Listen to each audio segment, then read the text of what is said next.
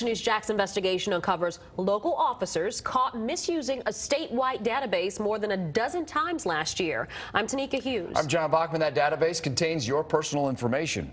Action News Jax investigator Jenna Bourne spent the last few years exposing this issue, and she joins us live in the newsroom to break down which local agencies misuse the system most often.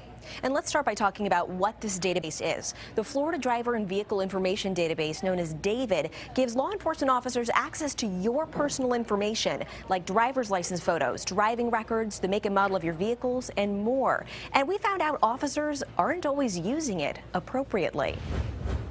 Why? What did I do wrong? Why did he do that? Frank Byrne had a lot of questions when his ex-wife's new husband, a JSO officer, used the DAVID system to look up his personal info. Since I was never in trouble with him or been investigated, I just violated almost. It was one of 4 instances of DAVID system abuse the Jacksonville Sheriff's Office reported to the state last year. The St. Johns County Sheriff's Office reported 1. Atlantic Beach Police reported 1. Palatka Police reported 2.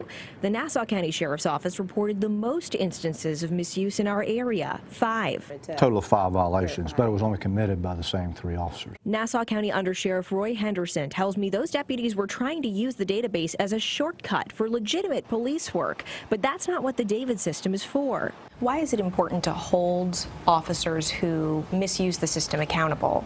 Well, if you didn't, they would be using it for everything.